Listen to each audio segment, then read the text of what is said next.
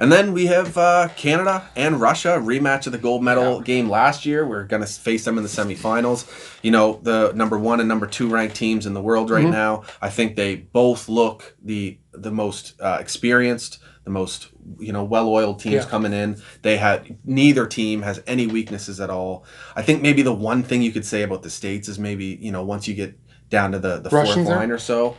No, just back to the States. Maybe the depth might hurt a team like that, but I just don't see any weaknesses on the Russian team or the Canadian team. Just the way they play all around. Forwards, defense, goaltending. It's all incredibly strong. And they could be getting there for the Columbus first-round draft pick back Russia, too, for this team, who got hurt early in the tournament. Yeah, it's not just skill. They play physical. They defend really well. They're a big team, too, that can lay on you, to like weight their body on you.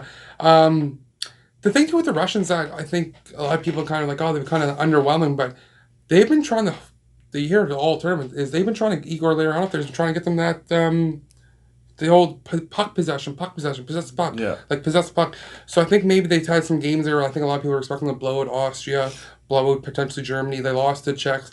I think they're also a little bit of a work in progress, the Russians, with the new system they're trying to learn. But they're deadly, man. They're big boys. And they can...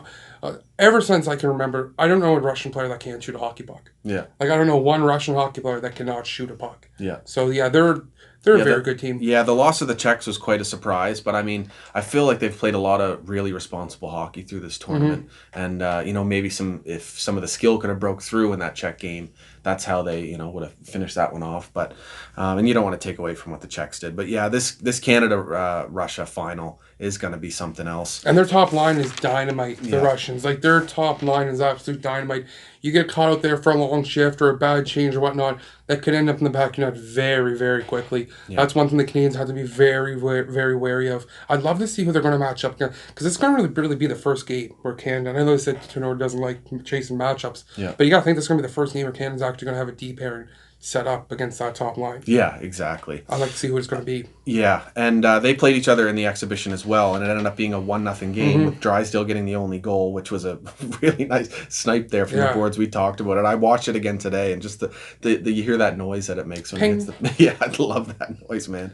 But yeah, the Russians look strong. We got Kuznetsov on the first line center, 2 goals, 3 assists for 5 points. Podkolzin, 2 and 2 for 4 points. Yeah, I'll tell you, that Kuznetsov guy, he's an assassin. Yeah. Like, he's a very, very lethal player. And that's the thing, we get with these Russians, because a lot of them are just like, I mean, we know who Podkolzin is, we know who Amirov is, at least Prospect, but a lot of them are just kind of like no names to us. Yeah. Because they get that Russian factor, they kind of got the mystery around them. We're not watching these guys. Exactly, right? You don't get as much coverage around those guys. But, yeah, that top line is... Yeah. There's something. Yeah, that leads prospect Amirov's look really strong. Talk about puck possession. He can really, you know, he's hold a bigger on to the body puck. Too. Yeah, they're it's gonna be an instant classic once again. Yeah, dying. I wish there was fans in the crowd. I know, for this one. Yeah, for sure. And then we spoke about Askarov, how good he's been. The puck handling sometimes a little too aggressive. Yeah, and his rebound control is sometimes a little suspect too. Yeah, but he's strong in the crease when he you know gets into position there. He's hard to squeak something past. He's capable of stealing the game for you. I mean, look at his numbers in the KHL. From all accounts, is in the Calera Cup there versus men's teams, he was phenomenal. So, I mean, he's capable of stealing the hockey. I don't get the feel from the Russians like you had in previous years that the goaltending is the reason that they may lose or may come up short. Yeah, exactly. They're rocking a 30% on the power play, and their penalty kills looking crazy strong too, 94%. That's another thing. The Russians haven't got a whole lot of power plays either. Yeah, I don't know what the deal is with that, but that's another team that's normally has a lethal power play. But 4 of 13 isn't typically Russian. What you associate with the Russians. Now, as for Canada, I mean, looking forward to how they perform against the Russians here. The first line: Dylan Cousins, Connor McMichael, and Dylan Holloway have been lights out. Yeah, so it's just I wrote down these lines just basing them off, but the lines for Canada change every day. Yeah. Every game, and they're just constantly. And that's the one thing that maybe might be a little concerning. I would hope at this point you kind of have most of your lines solidified. We haven't seen a whole lot of that. A lot of juggling. Mind you, they've dealt with some injuries here. They have dealt with some injuries. Newhook's been out. He's top 9 the first 4 or 5 games the term before he took that big hit. That's the one thing that kind of concerns me with the Canadians. But like I said earlier, I think they're going to be so fired up for this game, like they were at the Finns, that they're going to come out and they're really just going to show how dominant this team, how dominant they really are. Yeah. I'm looking forward to a big game from Peyton Krebs here. He's been really impressive. Peyton Krebs has been phenomenal, dude. Out there. Grinding it out. He just takes so much abuse in front of the net, too. Oh, yeah. Love that kid. Gallagher, man. It's unbelievable. I love players like that. 3 goals, 5 assists for 8 points for him. So, fantastic tournament. Got to get the power play going, though. Yeah. Got to get the power play going. Yeah, and Quentin Byfield eventually got on the board quite a bit. He was taking some heat. And that's another one. It's another one I see a lot of heat on Twitter. It's like, watch the games. The kid doesn't get a whole lot of ice time. Yeah. Like, it's as simple as that. Like, and when he does, he's in a specific role. Exactly. And he's playing it well. I mean, people just see first round draft pick, like whatever you were selecting overall, and they instantly think, oh, he's going to rip up a tournament. It's not how it works. Yeah, only so many guys can have 10, 12, 13 points. And if you go to a kid who's the second overall pick and you say, hey, we need you to change your role for this next month and a half and play this style, and if he goes out and does it, I mean, that goes unnoticed to a lot of the fans because they're just looking for numbers. That's all they care about. Yeah. Yeah, he's had a good tournament, but it was nice for him to have that multi-point game. Oh, that monster night, and just to shut people up. Yeah. So that was good to see. Ryan Suzuki's been good as well, and we got to talk about the Maritimers. Dawson Mercer, another of these guys that accepted his role, has looked really strong in the penalty kill, getting on the board shorthanded. Yeah. The Newfoundlander, and it's too bad about Alex Duhook going down and get injured because he was having a strong tournament as well. Hopefully he can play tomorrow. Yeah. Barron 2 assists. He's been steady on the back end. Shout out to Jordan Spence, too. I mean, gets in that one game, scores the goal. The other night there, didn't play 1 minute, but he's on the bench. Those guys, they don't contribute on the ice, but you have to name in the locker room. Those guys are part of the teams also, right? Yeah. Huge part of the team. So shout out to him, too. I was so happy he got that goal. So he'll always have that World Junior goal, regardless if he just played one game or not. Yeah, exactly. And I have absolutely loved the play of... well, first of all, let's touch on the top pair, because they've been absolutely dominating. Bowen Byram and Jamie Drysdale, two NHLers out there. Yeah, the minutes that they play, like, I thought my concern was going to be, like, are they just too worried about instant offense? No, they've been fine. And I forget, what game was the other night? I think it might have been the Finnish game. I laughed so hard. Drysdale took a shot from the point, and Bowen Byram tipped it in front of the net. Byram's all over the place. I chuckled. I laughed at that. I was like, when are you going to see that again? Defense partner tipping his shot. His wingers really got to be ready because he is constantly up in the play. Yeah. But he can really skate, and he's had a fantastic tournament. It's been fun to watch them play. And like you were saying off camera there, they've been like riding these two. Oh, have they? The rest of them have been kind of like in the 11, 10-minute range, except for Korzik. But yeah, those two have just been playing like through the phenomenal. Super pumped to see Bowman get that goal last night too. Yeah. So hopefully that gets them going. One thing I like about him too is he almost reminds me of Brent Burns in terms of when he gets a puck to the blue line, he just chucks it to the net. Yeah, he's finding that lane. Yeah, and he'll walk the line, he'll throw it to the net. So yeah, they're those top two. They're like, I mean, not in the room with them. Thomas Harley can skate like the wind. He's been good. Caden Gooley's been a physical force in the back end. He's not. I like his cross check last night. Like, who cares? Like lay the lumber. Like, exactly. Intimidate these guys, right? As long as not doing. Canada has always played this way. Hockey's always. You got to have those guys. Yeah. I've been really impressed. He's been super disciplined with it. He's not going out there being dumb about it. And he's another guy that's how he scored his first goal. I'm going to get the puck. If there's a lane, I'm shooting on net. Yeah. I mean, this is junior hockey. There's people for like. The goaltending can be suspect time. Get it on net. I love when players do that. Yeah. I love it. Yeah.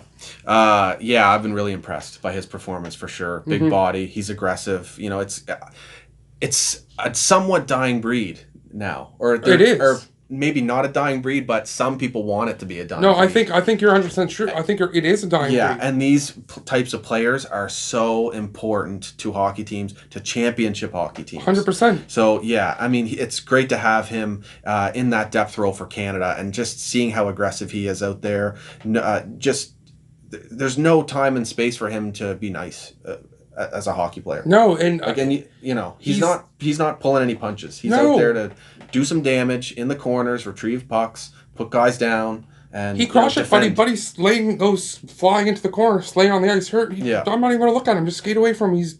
I love the way he plays the game. I can't. And obviously the kid has a rifle because that second goal of the tournament, he had that cannon. And did you pick up what he said at the bench when he's skating off? Because it was a blowout at that point. He skated off. They don't do this flyby on the bench with the fist pumps. And he could read his lips. I showed your brother. He was watching with me. He goes, "Why am I not on the power play?" So he's obviously a funny character too. Yeah. So he's I get kicked out because Schneider was supposed to be that guy, the big body, you know, shutting everything down. Yeah. And I'm not going to say hasn't lived up to the hype, but he's been kind of maybe underwhelming compared to what people compare him to. So it's good seeing Caden Gooley he's be come that in. guy. Yeah, he's come in and shown that this is why I was picked. You know, I think as there's high a as I real was, and I think he's been their best shutdown defenseman. and there's a real possibility you put him with Thomas Harley tomorrow night. He shuts guys down on the entries, and even once if they resort to chipping it in on him, they know they got to face him then down in the corner. So he's been fantastic. And there's another blue line they can all skate also. I mean, Drysdale and Bonemeyer take all the credit for it, but the blue line can skate. They're very good. Yeah, very good team. I like Jacob Pelche's game too. Yeah. I like how he brings a little spice to the game too. So I'd like to see Quinn get on the board, another one, get him going. Tomasito 4 goals. He just capitalized whenever he gets chucked over the boards. Yeah. So hopefully get Newhook back. This is gonna be a classic. Yeah. And Devin Levi, I think he might be the X factor because you know, how strong Russia is, but he's gonna face shots. Yeah, he's gonna face some shots, and he is outperforming Askarov so far in this tournament. Yeah, Levi with the 0.64 goals against average, going for some Carey Price numbers here. Well, 966 save percentage. That's you got to think about the quality of competition he's faced so far. But when he has been tested, the finish game was fine. Yeah, and that's another good thing that the Americans gave up some goals last night, so they didn't beat Justin Pogge's shutout record. Yeah, just keep that in mind. Canadian record. You don't want that broken. Yeah.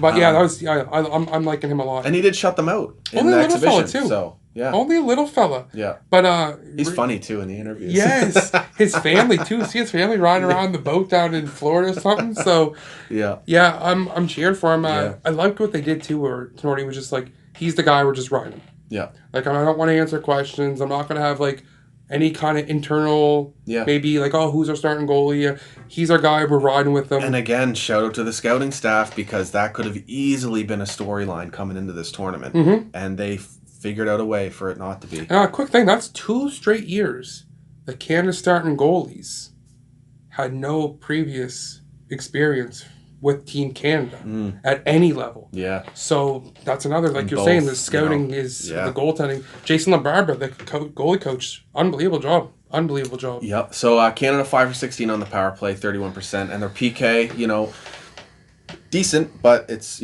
struggled a bit. You just there, gotta gotta stay out of the box. I mean, they've been shorthanded 16 times, especially against the Russians. Yeah, I mean, look at the Americans, only shorthanded 8 times. Yeah. I mean, and we've had a much weaker schedule, been in the box 16 times. This is unacceptable. 5th in the penalty kill. So I mean, that tells me if we take 5 penalties against the Russians, you got to think one of them are going to be in the back of the net. Yeah. So.